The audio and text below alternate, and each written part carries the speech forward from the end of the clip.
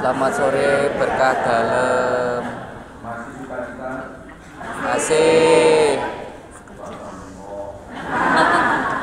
Aku meraba nggak salah. Bergembira. Masih bergembira. Masih. Luar biasa.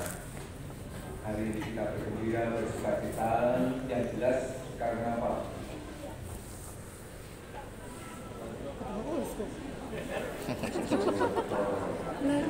Karena apa?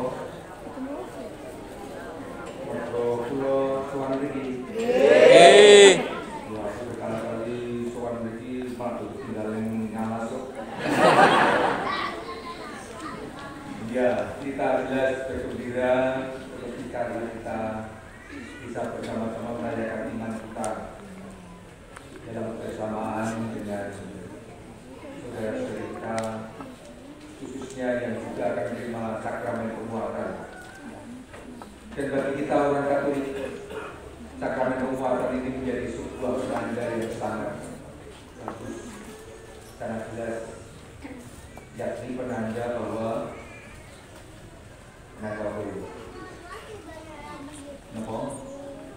kalau menerima penguatan, dengan menerima penguatan tanda itu untuk Tinggal. dewasa dalam iman, dewasa dalam iman. Nah, itu semua nanti akan ditandai dengan suatu tanda simbolis, tanda simbol yang sangat nyata, yakni ketika jari kita diolesi dengan minyak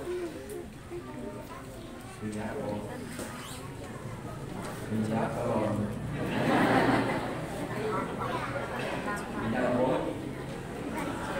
minyak krisma. Minyak krisma itu habis kono dari minyak, dari buah zaitun. Pun nanti merasa buah zaitun Dereng.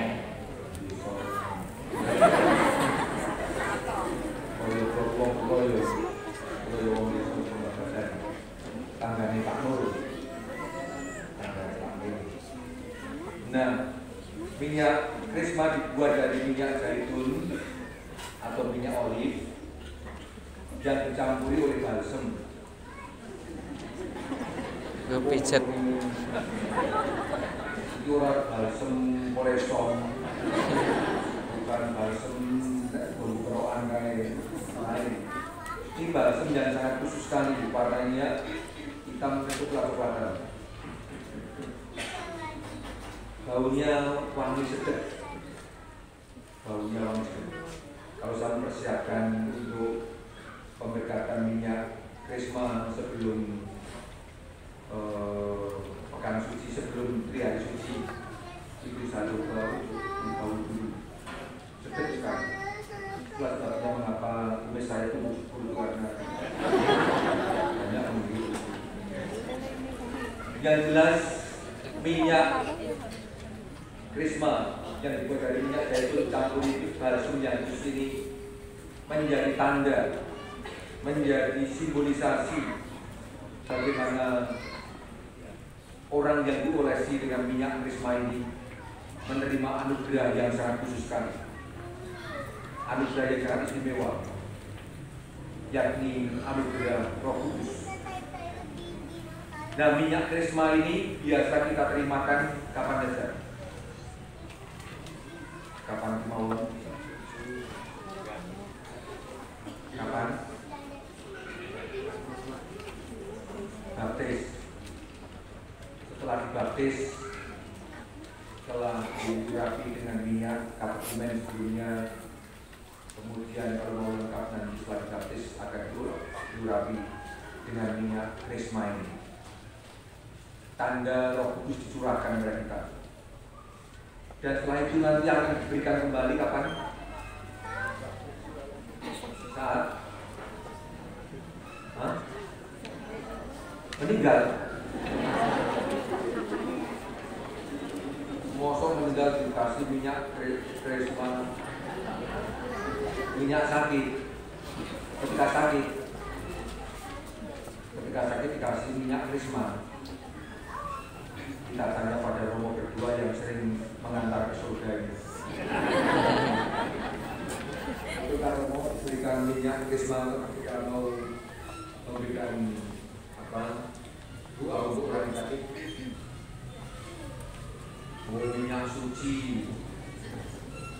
minyak suci itu beda lagi. Nanti dalam bahasa Itali, dalam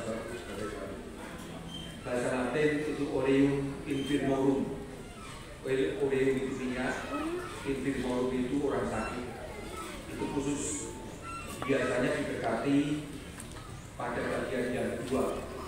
Jadi yang pertama itu diberkati minyak untuk katechumen, Oleum katechumelorum itu akan dioleskan pada calon baptis. Ya, lagi juga ketika akan dibaptis lagi diolesi dulu tanda seperti seorang katechumen. Kemudian diberkati oleh hukum pada saat biasanya bisa menjelang gereja suci, bisa Krisma istilahnya, minyak orang sakit diberkati. Itu nanti akan diberikan kepada orang-orang yang sakit. Supaya apa? Orang sakit diberi minyak. Supaya ada seorang Gusti. Orang itu. Jadi mereka diurapi yang sakit, diurapi dengan minyak orang sakit, bukan supaya Tuhan Gusti cepat, kecuali kalau Tuhan menghendaki itu jengkaki. Cukup jengkaki. Karena orang yang diolesi diberi minyak suci menjadi siap hatinya, diampuni dosanya, diringankan dari beban-beban dosanya, siap Tuhan Gusti. Maka harapannya setiap orang yang mau meninggal itu mendapatkan pelayanan minyak suci supaya mendapatkan pengampunan dosa-dosanya dan siap Tuhan Gusti. Tuhan memanggil Ruby, ayo, Tuhan lancar. Namun intisarinya adalah untuk menguatkan iman kita menghadapi bahaya kematian atau menghadapi situasi sulit, karena selalu dimungkinkan dan setan itu selalu menggoda orang-orang yang sakit itu untuk mengguncang imannya. Contoh yang paling kerap dialami oleh orang-orang yang sakit berkepanjangan, orang mari-mari padahal sembahyang terus, sedino novena ping bola bali, rosario ping bola bali, ini kok orang mari-mari keporo ketika ada ultimatum dokter yang angkat tangan, bisa-bisa orang itu putus asa, nesu, Gusti, pulau sembahyang nukun kowe. Besok bukan nukun. Sebelum sembahyang nukun saya sembahyang. Sembahyang kami tekun, kami rajin, semangat. Ini kok mboten dengan paringi saras. Apa gunanya aku sembahyang? Apa gunanya aku ibadah? Ternyata orang benar, Gusti ternyata sari, nesu. Ini bisa terjadi ketika kita menghadapi sebuah peristiwa yang sangat menyulitkan, termasuk sakit. Betul. Sok ngalamin itu loh.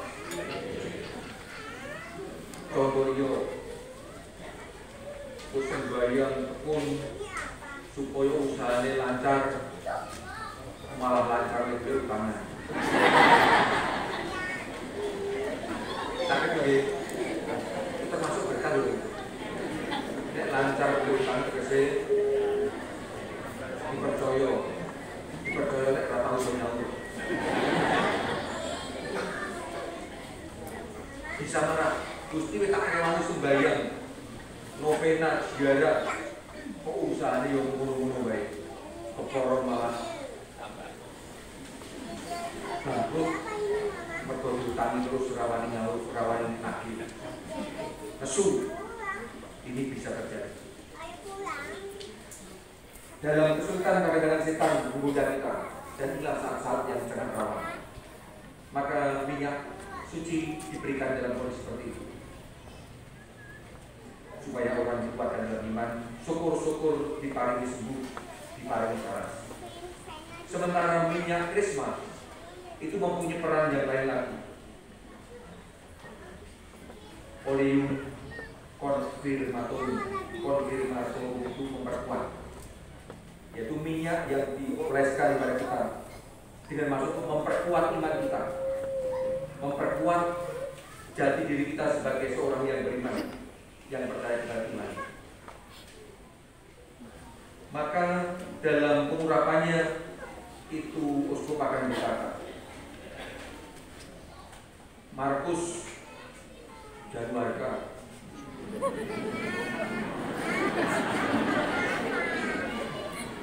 Markus, terimalah tanda karunia Roh Kudus. Tanda karunia Roh Kudus. Jadi yang kita terima apa ya? Yang kita terima minyak krisma. Minyak krisma kita terima di batuk, di dahi. Namun minyak krisma yang dioleskan pada diri kita itu mempunyai makna yang mendalam sekali, karena menandakan rahmat Roh Kudus. Terimalah tanda karunia Roh Kudus. Roh Kudus sudah kita terima sejak lama, secara khusus eksplisito ketika kita dibaptis. Namun masih terbatas, karena Roh Kudus yang diterima saat baptisan itu memang menjadikan kita anak-anak Allah, anggota gereja, namun belum secara penuh, masih terbatas. Sementara dengan minyak krisma saat penguatan, maka karunia Roh Kudus itu dicurahkan secara penuh, secara total. Maka nanti dalam doa mohon karunia Roh Kudus, kalau punya ya, bisa kita lihat pada halaman 7. Halaman 7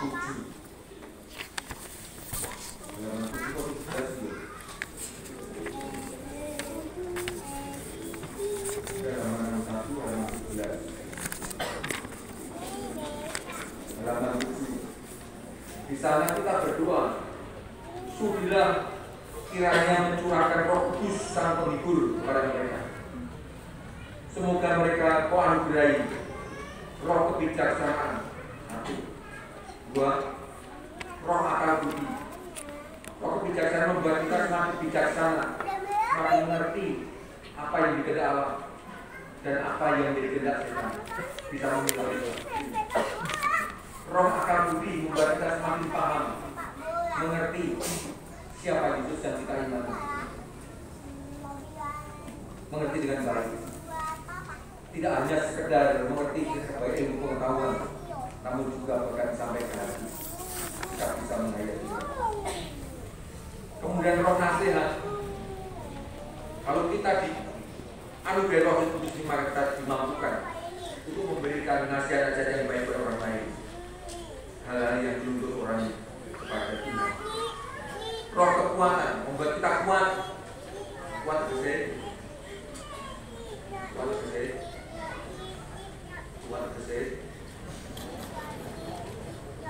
Ruso kurang lebih tidak mudah turun mengambil, tangguh ngadepi prahoro, ngadepi tantangan macam-macam, ngadepi iming-iming duniawi. No way.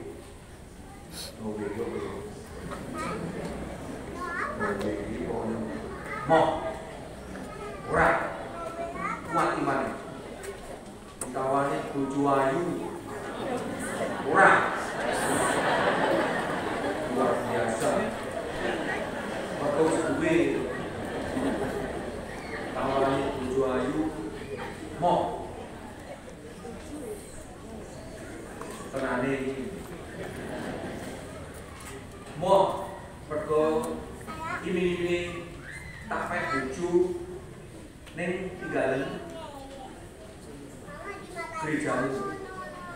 tinggal pasaman suci, tinggal no sang Kristusmu.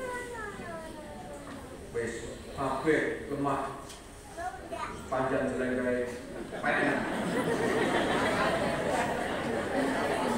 mangkat.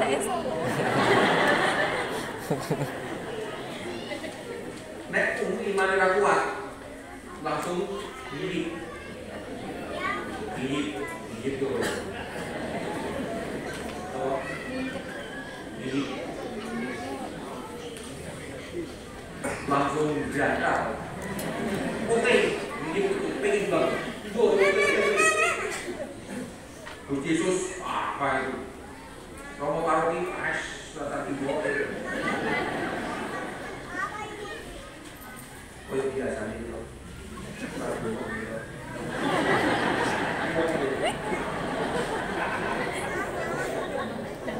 Orang rumah paroki selalu mendengarkan dengan baik. Hai.